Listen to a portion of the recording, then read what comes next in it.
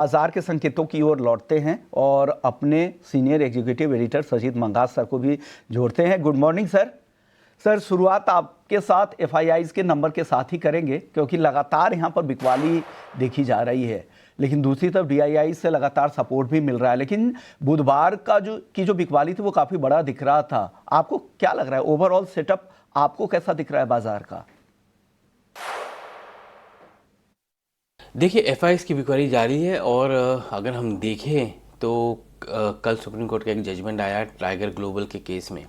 Judgement तो फ्लिपकार्ट के cell के ऊपर था कि जैसे इनडायरेक्टली बेचा गया था फ्लिपकार्ट को वॉलमार्ट को, बट इसका इम्प्लीकेशन जो है पूरे एफआई कम्युनिटी के लिए है और पूरे फॉरेन इन्वेस्टर्स के लिए है। ये सारी ट्रांजैक्शन जो इंडो मॉरिशस ट्रीटी के अंदर हुआ था, बट आपको याद होगा कि कुछ साल पहले गवर्नमेंट ने एक नोटिफिकेशन निकाला था रेट्रोस्पेक्टिव इफेक्ट के साथ कि अगर इनडायरेक्ट एसेट इंडिया का एसेट बेचा जाता है तो उस पर भी टैक्स लगेगा, जिसके तहत ये सुप्रीम कोर्ट में गया था और सुप्रीम कोर्ट ने कहा कि गवर्नमेंट सही है ये टैक्स लगाने के लिए। तो इसलिए अब जो जितने भी इनडायरेक्ट टैक्सेस होंगे, मतलब आपका एसेट इंडिया में है और आप एक होल्डिंग कंपनी के थ्रू मॉरिशस के थ्रू आप बेच रहे हैं, तो आप क्लेम नहीं कर सकते कि आपको इंडिया में टैक्स नहीं देना पड़ेगा। तो वो एक बड़ा चीज़ है, क्योंकि आप देखें तो फॉरेन फ्लोज जो है, फॉरेन इन्वेस्टर्स जो हैं वो इंडिया में इनडायरेक्ट रूट के थ्रू आते हैं और इंडिया मॉरिशस टैक्स ट्रीटी को यूज़ करते हैं। तो इसका इम्प्लीकेशन बहुत बड़ा है फॉरेन इंस्टीट्यूशनल इन्वेस्टर कम्युनिटी के लिए, क्योंकि ये रेट्रोस्पेक्टिव से है। तो अब यहाँ पर अब टैक्सेशन का एक इंसिडेंट आ जाता है और फॉरेन इन्वेस्टर्स के लिए डायरेक्ट हो या इनडायरेक्ट हो टैक्स देना जरूरी हो जाता है। आप इनडायरेक्ट कंपनीज के थ्रू या वेब ऑफ कंपनीज के थ्रू आप टैक्स नहीं बचा सकते, चाहे कैपिटल गेंस हो या कोई और टैक्स हो, एसेट टैक्स हो वो भी। तो वो एक चीज़ है जो आज के बाज़ार में थोड़ी हावी रहेगी। मैं तो कहूँगा कि निवेशकों को कि कॉशियस रहें, क्योंकि हो सकता है कि एफआई सेलिंग आए और इसकी वजह से हमने देखा है कि एफआई की बहुत सेलिंग आ चुकी है। क्या और आ सकती है? मे बी सेम रेंज में रहेगा, बट बड़ा सवाल जो है वो ये है कि आगे जाके एफआई के फ्लो कैसे आएंगे, तो वो भी एक सवाल है। तो ये जजमेंट बहुत ही इम्पोर्टेंट जजमेंट है मार्केट के लिए। इंडिया मॉरिशस टैक्स ट्रीटी के थ्रू, क्योंकि बहुत ज़्यादा जो ट्रेडिंग जो होती है इंडिया मॉरिशस टैक्स ट्रीटी के थ्रू होती है और इंडिया सिंगापुर ट्रीटी के को भी ये इम्पैक्ट करेगा। तो ये सारे जो ट्रीटीज़ हैं इंडिया के, जिसमें आप टैक्स ट्रीटी जो हम इंडिया करती है बाकियों के साथ, ये जजमेंट की वजह से एक बहुत अच्छा बूस्ट तो मिला है गवर्नमेंट को, क्योंकि वो टैक्स मांग सकते हैं उनसे, बट इसके तहत फॉरेन इन्वेस्टर्स के लिए एक नेगेटिव न्यूज़ है ये। तो इसलिए इस पर एक नज़र रखिएगा। सजीद सर, गुड मॉर्निंग। हमने देखा कि बुधवार को भी भारतीय बाजार ऊपरी स्तरों पर टिकने में नाकाम रहे और 25,800 के आसपास से निफ्टी में रिवर्सल आ गया। लाल निशान में ही निफ्टी बंद हुआ, निफ्टी बैंक सपाट बिल्कुल क्लोज हुआ। आज जो क्यूज हैं ग्लोबल या फिर वायदा के जो संकेत हैं, निफ्टी बैंक में क्या स्ट्रेटजी बनानी चाहिए सर? देखिए, कल अगर मैं देखूं बुधवार को निफ्टी का ओपन इंटरेस्ट बढ़ा था लगभग 455 करोड़ का, और लगभग 44,000 करोड़ के आसपास ओपन इंटरेस्ट हो गया है। तो हमने देखा कि मार्केट में थोड़ी शॉर्ट पोजीशन बढ़ रही हैं वहाँ पर। निफ्टी बैंक में भी हमने देखा कि ओपन इंटरेस्ट 300 करोड़ के आसपास बढ़ा है और वहाँ पर भी हमने शॉर्ट पोजीशन थोड़ी सी देखी हैं। की इंडाइसेस की स्टॉक्स को देखें, HDFC, ICICI, रिलायंस के अर्निंग्स आज हैं, तो वहाँ पर भी ये तीनों के अर्निंग्स आज और कल में हैं, तो वहाँ पर भी हम थोड़े शॉर्ट पोजीशन बिल्डअप देख रहे हैं इन तीनों स्टॉक्स में। तो वो एक नज़र पे रखिएगा आप। दूसरा जो है मार्केट का रेंज हम देखें तो थोड़ा सा नीचे की तरफ है। हमने देखा कि कॉल राइटिंग जो है 25,800 और 26,000 में है, तो मतलब बैंड जो है 26,000 पे काफ़ी बड़ा रेजिस्टेंस बन रहा है।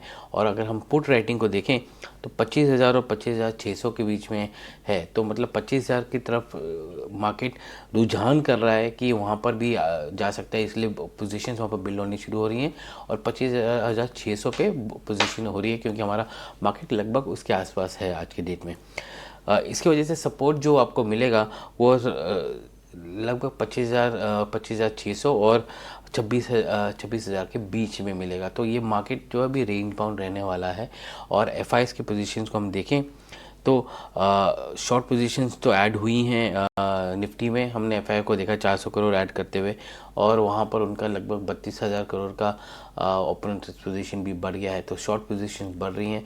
तो कुछ लॉन्ग पोजीशंस देखी थी निफ्टी बैंक में हमने, जिसके तहत वहाँ पर ओपन इंटरेस्ट बढ़ा है। बट वो जो लॉन्ग पोजीशंस आ रही हैं वो पीएसयू बैंक के थ्रू आ रही हैं, ना कि अपने प्राइवेट सेक्टर बैंक्स में आ रही हैं। क्योंकि हमने देखा कि पिछले 1-2 हफ्ते में एचडीएफसी बैंक में काफ़ी गिरावट देखने को मिली है, और गिरावट के अलावा काफ़ी डिलीवरी बेस्ड सेलिंग देखने को मिली है। तो वो भी एक फैक्टर है जिस पे आप नज़र रखिएगा। शॉर्ट पोजीशन मार्केट में बहुत ज़्यादा है। इंडेक्स के लॉन्ग पोजीशन को देखें तो 7.6% है, तो उससे एक रुझान मिल जाता है कि मार्केट बहुत ही टिल्टेड है शॉर्ट पोजीशन की तरफ। तो आप उस पर एक नज़र रखें।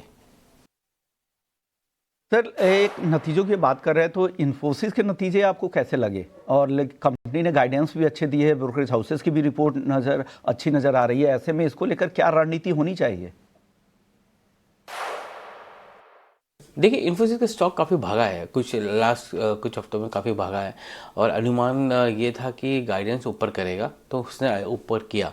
2 से 3% का गाइडेंस था, अब वो 3 से 3.5% कर दिया। मतलब अपर एंड ऑफ द गाइडेंस जो है उसको उसने 3.5% तक लेके गया। कुछ तो ये वो एक इंडिकेशन देता है कि Q4 में ग्रोथ आने की उम्मीद है। नॉर्मली Q4 जो होता है कंपनीज के लिए सॉफ्टवेयर कंपनीज के लिए थोड़ा सा सॉफ्ट रहता है Q4, और सर्विसेज स्ट्रॉन्ग रहती है उस समय।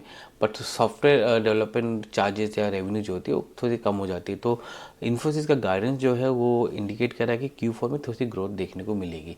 आप नंबर्स देखेंगे तो 0.6% कॉन्स्टेंट करेंसी ग्रोथ है इन्फोसिस का, लगभग मार्केट एक्सपेक्टेशन के आसपास है। मार्जिन्स भी मार्केट एक्सपेक्टेशन के आसपास है, 21.2% एबिट मार्जिन्स हैं। पैट में इम्पैक्ट हुआ है one time because of labour code, उसकी वजह से आपको पैट आपका कम दिख रहा है। बट ग्रोथ जो है और टीसीवी का जो उनको मिला है, अगर हम देखें तो लगभग टीसीवी जो है $4.8 बिलियन का है, और रेवेन्यू उनका $5 बिलियन रहा है। तो टीसीवी लास्ट 4 तिमाही के टीसीवी 5-6% बढ़ रहे हैं, पर ये ग्रोथ जो है वो उसमें रेवेन्यू में कन्वर्ट नहीं दिख रहा है। कुछ एनालिस्ट ये भी बोलेंगे कि ये सही आंकड़ा नहीं है इसको अनुमान करने का, बट ग्रोथ आज के डेट में स्लो है। दो चीज़ें जो आ रही हैं वेरी क्लियरली इन्फोसिस, टीसीएस और एचसीएल टेक के अर्निंग से, कि इंटरनेशनल बिजनेस में ग्रोथ स्लो डाउन हो रहा है, वहाँ पर रिवाइवल की ज़रूरत है। बीएफएसआई में थोड़ा सा स्लो डाउन दिख रहा है। इन्फोसिस के केस में हमने देखा कि यूरोप और ऑटो स्टॉक्स में भी, ऑटो सेक्टर में भी थोड़ा सा स्लो डाउन दिख रहा है, और वो उम्मीद ही थी ऐसी इसकी, क्योंकि हमने देखा यूरोपियन ऑटो कंपनी सब ने अपना गाइडेंस कम किया है, तो वहाँ पर भी उनको स्लो डाउन, उसका इम्पैक्ट इन्फोसिस को भी देखने को मिल रहा है। बट ओवरऑल FY27 का अगर हम आउटलुक देखें, जिस तरह से कमेंट्री आ रही है, उम्मीद ये है कि FY26 का गाइडेंस या रेवेन्यू ग्रोथ थोड़ा सा अच्छा होगा FY26 के कंपैरेटिवली।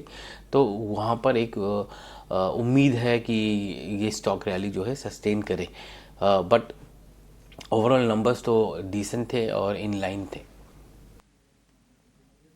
सजी सर, आज रिलायंस और विप्रो के नतीजे भी आने वाले हैं। हालांकि रिलायंस के नतीजे बाजार बंद होने के बाद ही आएंगे, और हम देख रहे हैं कि रिकॉर्ड हाई से लगभग 10% के आसपास की गिरावट आ गई है। 1450 रुपये के आसपास ऐसा लग रहा है कि शायद शेयर संभल जाएगा।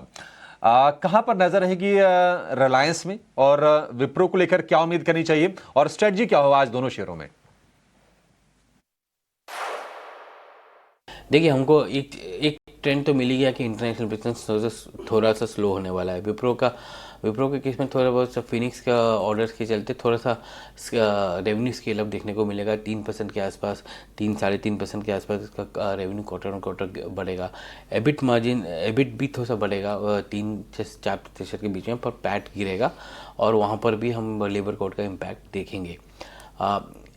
देखते रहिएगा कि इनका गाइडेंस कैसा है, स्केल अप कैसे करने वाला है, और सबसे बड़ी बात जो है इनका उम्मीद ये है कि मार्जिन इनकी थोड़े से सॉफ्ट रहेंगे Q3 में।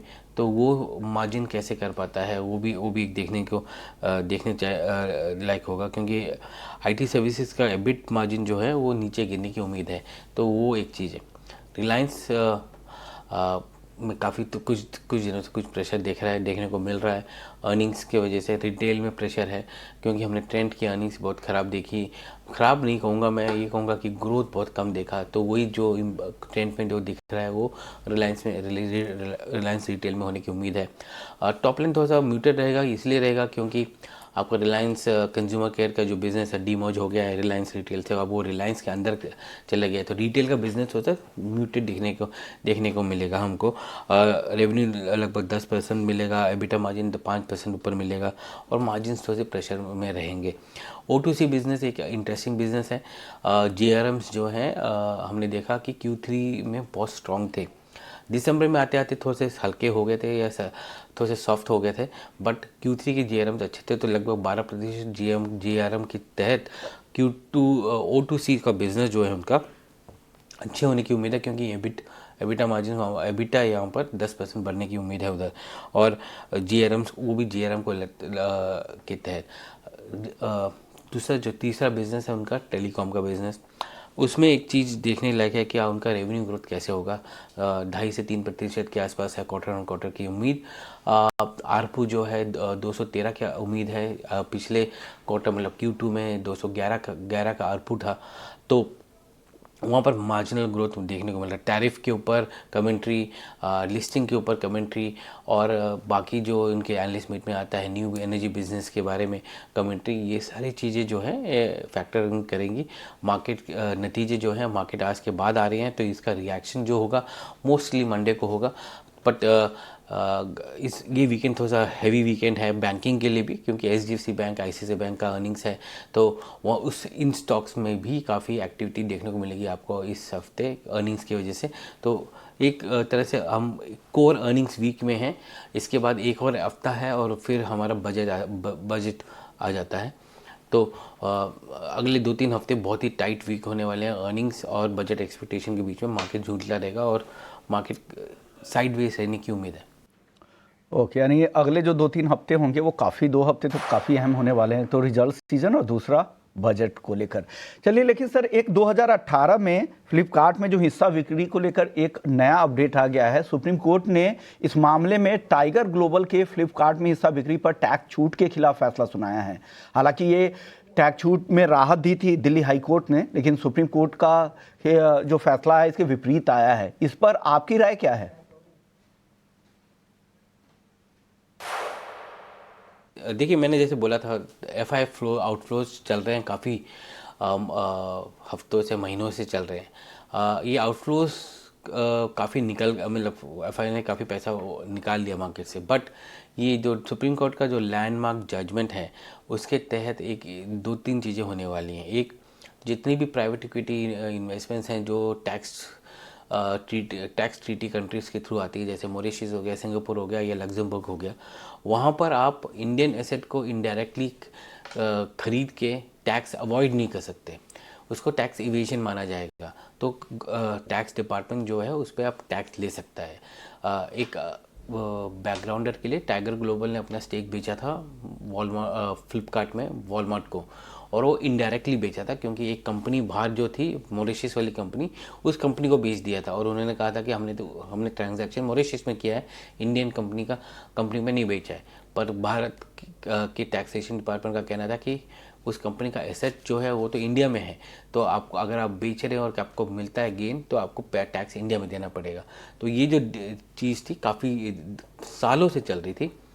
ये 2000 आई थिंक 10-12 साल हो गए इस ट्रांजैक्शन को अगर हम देखें उस हिसाब से। बट 2018 में हमने देखा कि गवर्नमेंट ने एक टैक्स चेंजेस भी किए जिसमें इनडायरेक्ट टैक्सेशन को इंट्रोड्यूस किया रेट्रोस्पेक्टिव इफेक्ट के साथ। तो उसके वजह से अब सारे प्राइवेट इक्विटी डील्स जैसे जो स्ट्रक्चर होते हैं बाहर टैक्स हेवन के थ्रू, वो सारे के सारे डील अब टैक्स स्कैनर में आ जाते हैं। बिगर जो चीज़ है वो FIX का है, क्योंकि फॉरेन इन्वेस्टर भी इनडायरेक्टली आते हैं मार्केट में, तो उनके लिए भी इम्पैक्ट होगा ये। तो FI जो है प्राइवेट इक्विटी हैं, इन सब के जो इन्वेस्टमेंट्स हैं जो इसके थ्रू आ रहे हैं वहाँ पर ये नेगेटिव माना जाएगा और सबको टैक्स देने की अब उम्मीद टैक्स डिपार्टमेंट अब टैक्स नोटिस इशू कर सकता है सबको सुप्रीम कोर्ट के जजमेंट के बेसिस पे। तो ये एक चीज़ जो है हमें देखना पड़ेगा वेरी क्लियरली, टैक्स का इम्पैक्ट फॉरेन फ्लोज में कैसे होगा। सेंटिमेंटली गवर्नमेंट ने जब नोटिफिकेशन किया था बजट के थ्रू उस समय सेंटिमेंट नेगेटिव हो गया था, पर उसके बाद हमने देखा कि काफ़ी फ्लोज आए थे क्योंकि इसको चैलेंज किया गया था। बट अब सुप्रीम कोर्ट का रूलिंग आ गया है तो ये और भी नेगेटिव है फॉरेन फ्लोज के लिए, और स्पेशली स्ट्रक्चर्स जो बनाते हैं फॉरेन इन्वेस्टर्स इंडिया में इन्वेस्ट करने के लिए उसके लिए। तो जो इन्वेस्टमेंट इनडायरेक्ट स्ट्रक्चर्स के थ्रू आ रहे हैं वो सब में अभी टैक्स आने की उम्मीद है और वो एक बड़ा नेगेटिव हो सकता है आगे जाके।